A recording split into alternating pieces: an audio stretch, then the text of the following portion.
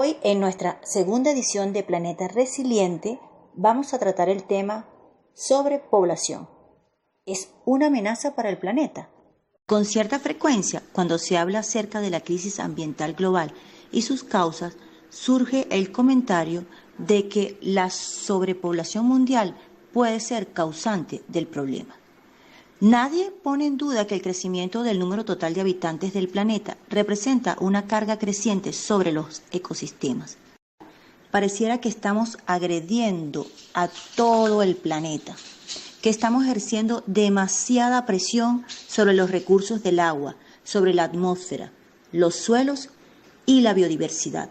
Y el punto de partida de este problema pareciera ser la sobrepoblación. Sin embargo, cuando este tema surge en los foros ambientales, no se trata a fondo y en ocasiones simplemente se elude. En este programa vamos a conversar acerca de las razones de esta actitud y cuáles son las dimensiones de este problema. ¿Cómo podemos introducir este tema, doctor Sánchez? El tema de la sobrepoblación no es nuevo, Neri. Ha tenido sus etapas. Los libros de historia recogen que durante la Segunda Guerra Mundial había preocupación por lo que entonces se llamaba el peligro amarillo. Esto pues haciendo alusión al crecimiento poblacional asiático, más que todo por razones políticas. Recuerdo también que estando en Naciones Unidas, durante las negociaciones del Protocolo de Kioto, escuché a unos embajadores occidentales comentar informalmente, de hecho tomando café, que era sumamente difícil, si no imposible, asegurar la permanencia de un régimen mundial de reducción de emisiones de gases de invernadero debido al crecimiento poblacional de los países en desarrollo. Opinaban que deberían formularse iniciativas que garantizaran el control de la natalidad en esos países para que su crecimiento poblacional no incidiese negativamente sobre la mitigación de las emisiones. Pero ningún país se atrevía a formular esa propuesta formalmente en el seno de las negociaciones. No lo hacían para no ocasionar una controversia que distanciase las posiciones de negociación, y también porque sabían de antemano que la Santa Sede, que participaba en las negociaciones, se iba a oponer frontalmente. Se trata de un tema que, sin duda, tiene sus complicaciones. Sugiero que comencemos repasando sus antecedentes históricos, que son importantes para tener una comprensión cabal. ¿Cuándo se comenzó a hablar por primera vez acerca de este asunto y cuáles eran las propuestas de solución? Habría que remontarse al siglo XVIII en Inglaterra, y más precisamente en 1789, porque ese fue el año en que el clérigo Thomas Malthus publicó su ensayo sobre el principio de la población, en donde reflejó el temor de las clases adineradas británicas, es decir, de la alta burguesía rural, por el auge de la urbanización y el aumento de la clase obrera.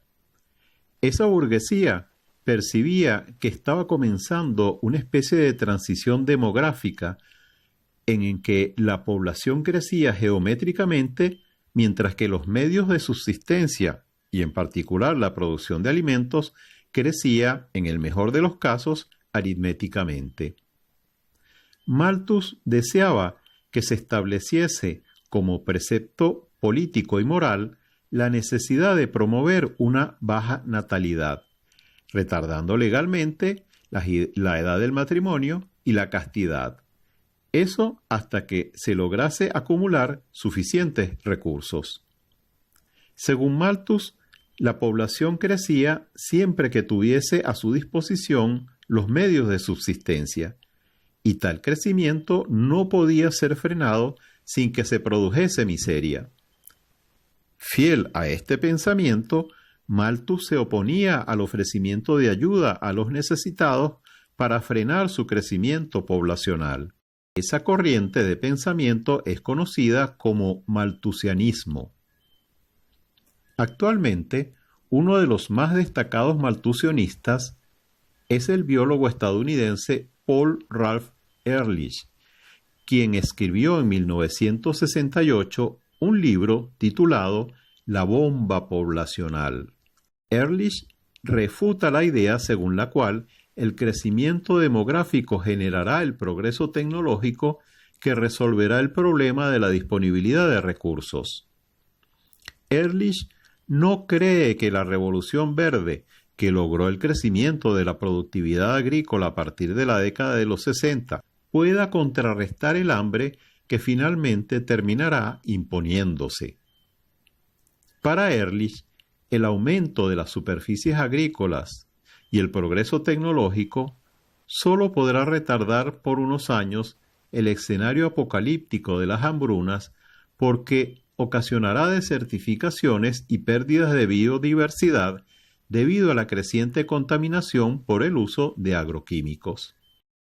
Según Ehrlich, la explosión demográfica es el problema principal y no ve otra solución que una estabilización rápida de la población o incluso su disminución, y para ello tendría que adoptarse un sistema de incentivos y sanciones para reducir la procreación. Y si este sistema falla, deberá recurrirse a políticas autoritarias de control de la natalidad, esterilizaciones forzadas y la legalización del aborto a escala mundial. También expone en su libro que debe reducirse el uso de los recursos no renovables, que Estados Unidos debe dar el ejemplo y que debe reducirse la brecha entre países desarrollados y países en desarrollo antes que comiencen las hambrunas, las enfermedades y guerras en el término de tan solo una década. Termina recomendando a sus lectores que adviertan acerca de estos peligros a los responsables políticos, religiosos y a los medios de comunicación. Ese libro se convirtió rápidamente en un bestseller, pero habría que decir también que fue un libro que surgió en un momento en que el crecimiento de la población mundial pasaba por un máximo histórico. Esos antecedentes reflejan que el problema de la sobrepoblación se discutió en el pasado de una manera más abierta que hoy día. Me imagino que nuestros oyentes querrán saber qué pasó después que se publicó este libro de la bomba poblacional. El libro de Ehrlich causó un fuerte impacto en su momento, porque Ehrlich es un biólogo eminente muy reconocido. De hecho, es actualmente miembro de la Academia de Ciencias y de la Academia de Artes de los Estados Unidos. Basta mencionar que Estados Unidos, en la primera Conferencia de Naciones Unidas sobre la Población, que se realizó en 1974 en Bucarest, propuso, probablemente debido a la influencia de las ideas de Ehrlich, imponer una reducción de la fecundidad en los países con altas tasas de crecimiento poblacional, lo cual fue rechazado de inmediato por China, argumentando que se trataba de una injerencia en sus asuntos. Con el tiempo, el libro de Ehrlich fue muy criticado por su pesimismo con respecto a la potencialidad del desarrollo tecnológico, porque en efecto, las tecnologías sí lograron que la producción agrícola aumentara más rápido que la población. Y además, la desnutrición comenzó a retroceder a escala mundial. Al mismo tiempo, inesperadamente, se aceleró la reducción de la fecundidad en varios países en desarrollo sin que se impusieran medidas restrictivas. Cuando apareció el libro, allá a finales de la década de los 60, el promedio mundial era que cada mujer tenía 5 hijos, promedio mundial, y esa cifra se redujo a 2,5 para 2014. Ehrlich estimó que la población mundial podía llegar a ser 15.000 millones de personas en 2050, y la previsión actual más probable es mucho menor, 10.000 millones de personas. Ya para la década de los 90, el problema de la sobrepoblación mundial había pasado a un segundo plano entre todos los problemas de carácter global. Ehrlich mismo llegó a reconocer en 2008 que las predicciones que había publicado no se cumplieron, pero recalcó que ello no significaba que la sobrepoblación dejase de ser un problema, porque en el mundo había 600 millones de personas que pasan hambre y miles de millones que están desnutridos. Si la población continúa creciendo, ¿de dónde saldrán los recursos para satisfacer sus necesidades básicas? En una segunda declaración, volvió a insistir en su tesis de que la población humana es demasiado grande y representa una amenaza directa no solo para la supervivencia humana, sino también para el ambiente planetario. Esta última opinión de Ehrlich es muy interesante porque está sugiriendo que no se está llegando a un límite, que no es solamente por el crecimiento poblacional lo que está afectando los recursos naturales del planeta, sino que se trata de un efecto combinado del crecimiento poblacional y del consumo o consumismo, lo que genera un impacto superior a la capacidad de tolerancia de los ecosistemas del planeta. De ser cierta esta advertencia, ¿cuál sería entonces la situación actual? Si algo queda claro actualmente, Neri, es que la presión que ejerce el ser humano sobre el ambiente es el resultado de dos factores: el tamaño de la población y sus acciones depredadoras. En la práctica, el segundo factor, el de la depredación, se correlaciona con los patrones prevalecientes de producción y consumo de bienes por la extracción de recursos naturales y por la contaminación. Pero el factor de sobrepoblación se trata como un factor exógeno, como un factor fuera de control que por lo tanto se elude. Y en mi opinión, esto debería debatirse porque según las estadísticas más recientes, la reducción de la tasa de natalidad mundial, que es el indicador que venía mostrando una tendencia de alivio del problema, ha comenzado a frenarse y con cierta tendencia incipiente a volver a aumentar. Según esas mismas estadísticas, los países desarrollados lograron reducir considerablemente su tasa de natalidad hace décadas. China asumió una política autoritaria de limitar a las parejas a un solo hijo, y esto tuvo una incidencia en su desarrollo. Mientras tanto, en Latinoamérica y el Medio Oriente, las tasas de natalidad han disminuido significativamente. Pero en otros países de Asia y de África no se observa esta tendencia. ¿A qué se debe esta actitud? En mi opinión, eso se debe a tres razones. Primero, al mandato bíblico de crecer y multiplicaos, ¿no?, que comenzó con el cristianismo, es decir, al comienzo del Imperio Romano, y que se mantiene vigente al día de hoy. Luego está que, para numerosos países, tener una gran población es sinónimo de poder, porque significa disponer de una fuerza laboral para la agricultura, disponer de mano de obra para la industria y de militares para expandir su ejército. Esta forma antigua de pensar no ha cambiado en esos países, particularmente los del continente africano, que, como bien mencionas, es el que posee las tasas de natalidad más altas.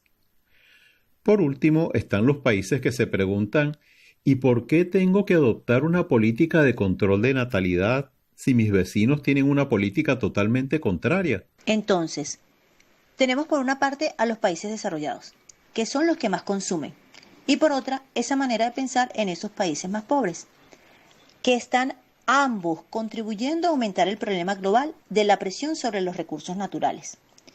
No existe una manera de convencerlos para que cambien de actitud. ¿La procreación es un derecho humano?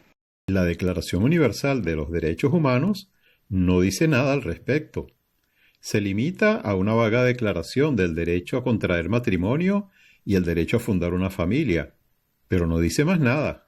Pensemos entonces en el sentido inverso. Por ejemplo, si el control de la natalidad fuese un factor negociable en las discusiones internacionales para proteger el clima, en las conferencias de Naciones Unidas, ¿de qué manera pudiera eso ayudar a resolver el problema del cambio climático? Si eso fuese posible, Neri, se abriría una posibilidad de negociación muy interesante.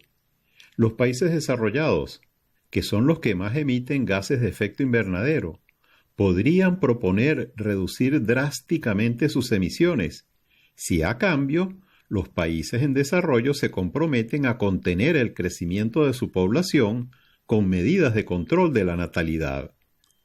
Un entendimiento internacional de esta naturaleza tendría un alcance extraordinario, porque por una parte, los países desarrollados podrían, por ejemplo, reducir sus emisiones en 50% para el año 2050 con respecto a sus emisiones actuales, y por otra parte, los países en desarrollo podrían estabilizar su población haciendo que sus emisiones crezcan muy poco, porque en esos países las emisiones son muy bajas. Y el efecto combinado sería un acercamiento muy próximo al logro del cumplimiento del Acuerdo de París de limitar el aumento de la temperatura media del planeta a 2 grados centígrados. Sería sin duda un gran avance en las negociaciones, pero eso parece ser mucho pedir para ambos grupos de países. Hasta ahora nadie lo ha planteado, ni tampoco está previsto que pueda ser planteado. Ya veremos qué decidirán los países dentro de unos cuantos años, cuando los impactos del cambio climático se hagan más frecuentes y más destructivos. Hemos mencionado varias veces en esta entrega que los impactos ambientales sobre el planeta están próximos a alcanzar un límite de tolerancia, un límite que no debiera sobrepasarse, y me gustaría que habláramos acerca de este tema próximamente. Con todo gusto, Neri. Te propongo que sea el tema que conversemos en el próximo programa. Así que todos los que nos escuchan ya lo saben, en la próxima entrega hablaremos de cuáles son los impactos ambientales que más han afectado al planeta y cuál es ese límite de tolerancia planetaria. Y lo escucharán por aquí, por Planeta Resiliente.